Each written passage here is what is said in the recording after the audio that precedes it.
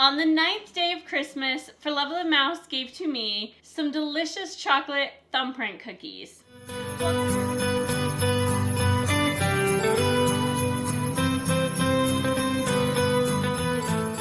Welcome back to another edition of 12 Days of Holiday Baking. This is day number 9. I'm Crystal, one half of For Love of the Mouse, and we are super excited that you could be here today. We are doing a 12 Days of Holiday Baking special for the month of December. We are super excited that you could join us at home in our kitchen. We can't wait to get baking with you. Be sure to check out some of our other vlogs and the corresponding blog posts for each of the 12 Days of Holiday Baking. If you're new around here, please be sure to click that subscribe button, click that like button if you like what we're doing, and that bell notification so that you can be notified every time we release a new video. If you like my ears, you can find them in our shop. We have an Etsy shop linked in the description box below. Without further ado, let's just jump right into these cookies. They are super simple, very chocolatey, and definitely a hit at the holidays. We are going to start with a stick of softened butter. I always bake with unsalted butter because that's what my grandma did, and grandma never steered me wrong in the baking department. We're gonna add to that a half a cup of granulated sugar, and we're going to cream it until it's fluffy, about 3 minutes. About halfway through the creaming process, you want to go ahead and scrape down the sides of your bowl just to make sure that everything gets properly incorporated. That looks great.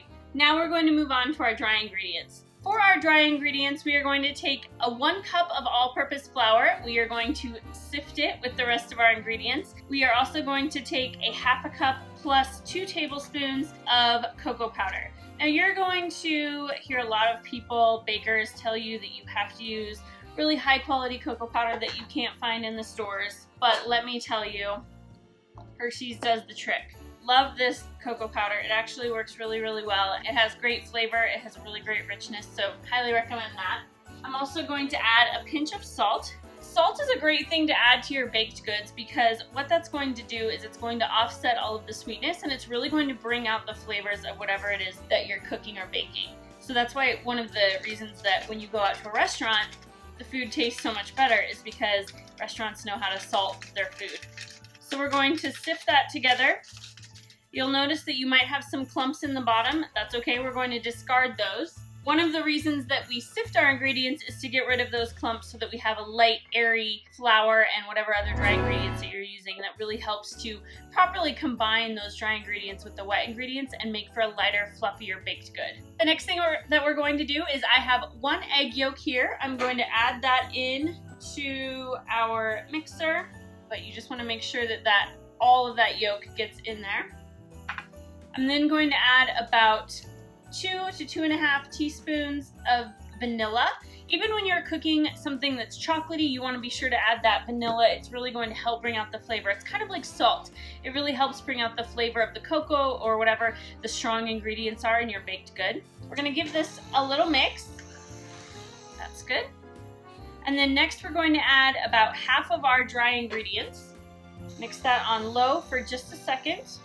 This is going to be a really dense batter. So this is a really great cookie that is going to pack a lot of chocolate flavor in there. The next thing that we're going to do is we're going to add 3 tablespoons of milk. I'm using oat milk because that's what we have on hand. You can use whatever kind of milk you have. And then we're going to add the last of our dry ingredients. Now you want to mix this until it's just combined. And if it's too dry and you really feel like you're not being able to incorporate it well enough, then go ahead and add just a bit more milk. We're going to go ahead and preheat our oven to 350 degrees while we prepare our dough. This was a cookie my grandma always used to make at the holidays. She used to love making these. My grandpa really loved them because they were so rich and chocolatey. So we've taken our paddle attachment out. So the next thing we're going to do is we're going to take about 2.5 to 3 teaspoons of dough. And I have some different colored sprinkles over here. I have some chocolate sprinkles. I have some cute little red and green Christmas trees.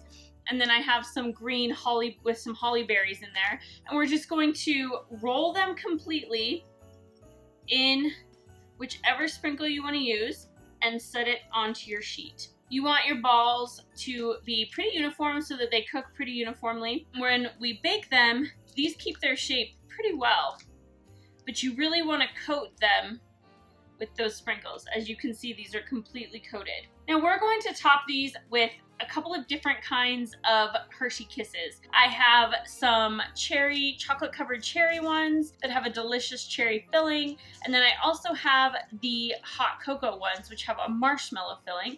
You can use traditional, whatever you want to use or whatever you have on hand would be perfect.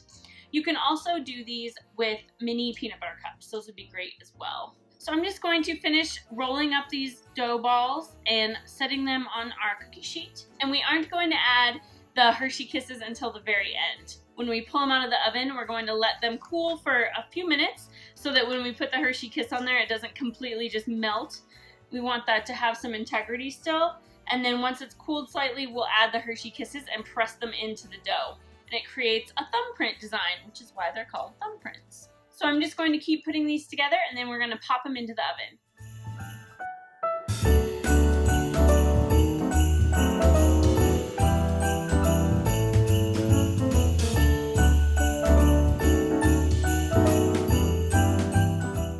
We are going to stick the Hershey Kisses into the center of the cookie, press down so it spreads out, and then they are ready to eat. These are such an easy and delicious holiday treat. So chocolatey, so rich. And there you have it, our day number 9 of holiday baking. We have our delicious and decadent chocolate thumbprint cookies. Thank you guys so much for being here today. I hope that you enjoy this series as much as I'm enjoying making it. Thank you for being in our kitchen with us this holiday season, and I can't wait to hear which recipes you are trying out and which ones are your favorites. Be sure to check out the corresponding blog post for details about each and every one of these recipes. We have several more recipes to come. Don't forget, this is 12 days of holiday baking, so we have several more to go. We hope that you stay tuned for all of them. Be sure to subscribe to our channel if you're not already. Click that like button if you like holiday baking and that bell notification so that you can be notified of all of the videos coming out for you. Happy holidays, everyone, from our family to yours. Thank you for being here. And for the love of the mouse, never forget that it all started with a mouse.